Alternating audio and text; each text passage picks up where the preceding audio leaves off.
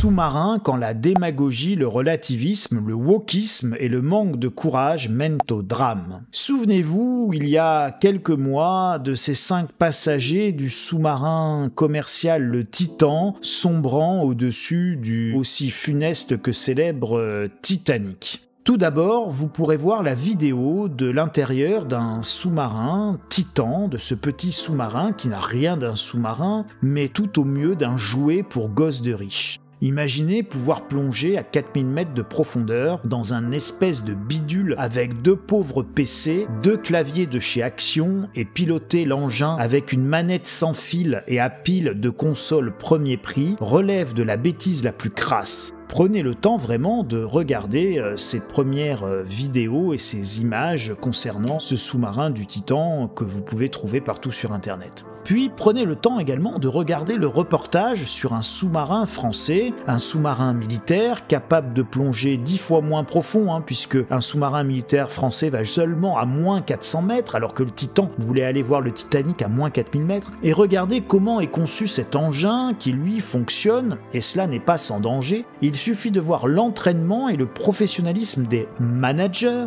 appelés officiers ou sous-officiers dans la marine. Cela ne rigole pas, parce qu'être dans un sous-marin, cela ne rigole jamais. Enfin, vous pourrez lire un article du New York Post concernant les propos hallucinants de wokisme tenus par le PDG d'OceanGate, l'entreprise qui a mis au point ce sous-marin Titan avec le résultat que l'on connaît. Il a expliqué une fois pourquoi il n'avait pas embauché des hommes blancs de 50 ans avec une expérience militaire pour commander ces sous-marins à lui, parce qu'il n'était pas ni drôle ni inspirant. Stockton Rush, 61 ans, a ajouté qu'une telle expertise n'était pas nécessaire car n'importe qui peut conduire son sous-marin avec une manette de jeu vidéo à 30 $, disait-il, bravache. Quand j'ai démarré l'entreprise, l'une des choses que vous trouverez, il y a d'autres sous-opérateurs là-bas, mais ils sont généralement des messieurs qui sont d'anciens sous-mariniers militaires,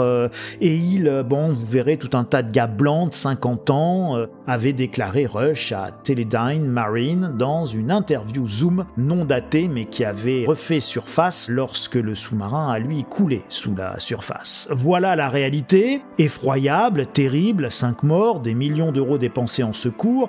Alors bien évidemment, j'ai une autre théorie, vous me connaissez, aucun sous-marinier, aucun, qu'il soit noir, blanc, marron ou vert d'ailleurs, peu importe sa couleur ou son positionnement sur la palette des couleurs ou des religions, n'aurait jamais posé ses fesses dans un engin aussi délirant, sans aucune redondance, aucune protection, aucun sas, aucune mesure de sécurité, aucune cloison étanche, rien si ce n'est la croyance que l'on peut plonger à 4000 mètres avec une manette à 30 balles. Aucun type sérieux n'aurait fait ça, et voyez-vous, le problème n'est pas de croire que l'on sera moins raciste si l'on met un non-blanc incompétent à un poste clé qu'un homme blanc de 50 ans qui ne fait pas rêver mais qui lui à la limite va faire le boulot, mais la rigueur ne fait pas rêver. La précision ne fait pas rêver. La constance et l'effort, cela ne fait pas rêver. Jamais. Ce n'est pas flamboyant d'être précis et méticuleux, mais c'est la base de toute réussite. C'est la base de la sécurité, des sous-marins aux trains, aux avions, aux centrales nucléaires. Les choses sont simples. On sera moins raciste en permettant au plus grand nombre de faire des études, d'apprendre la rigueur, la précision et d'être méticuleux. On sera moins raciste en regardant la réalité telle qu'elle est et pas comme on veut la fantasmer. Et pour devenir un bon élève, il faut des conditions d'exigence et d'excellence que l'on refuse justement dans ces quartiers dits difficiles où l'on préfère abandonner et abdiquer. Pour que ce racisme ne se voit pas, on veut niveler par le bas pour que tous deviennent aussi nuls les uns que les autres. L'égalité dans la nullité. Le véritable antiracisme, c'est le courage de l'exigence et le courage de l'ambition pour tous nos enfants d'où qu'ils viennent. L'abbé Pierre avait parlé de l'accueil inconditionnel et il y a quelques décennies maintenant. Et il avait dit, toi, qui souffres, qui que tu sois, entre, dors, mange, reprends espoir, ici on t'aime. Le seul message éducatif qui vaille pourrait fortement s'en inspirer. Toi, qui ne sais pas grand-chose, qui que tu sois, on pourrait même rajouter d'où que tu viennes, entre, apprends, étudie, travaille dur, reprends confiance, ici on t'aime et l'on croit en ce que tu peux devenir, en ce que tu peux réussir. Un sous-marin qui coule et fait rêver des neuneux, l'efficacité du wokisme, un mode de sélection à ne pas reproduire dans les centrales nucléaires. Parce que ce qui se passe pour ce sous-marin se passe à peu près pour tout. Ce qui se passe pour ce sous-marin se passe également pour les placements financiers. On veut croire que l'on peut gagner toujours plus, 30% par an quand les taux sont à zéro et l'on se retrouve avec du Madoff. On veut croire que l'on peut être flamboyant en gagnant à tous les coups en investissant dans les .com de l'époque ou les bitcoins d'aujourd'hui. On trouve Warren Buffett ringard, pas flamboyant, le genre de type qui ne fait pas rêver.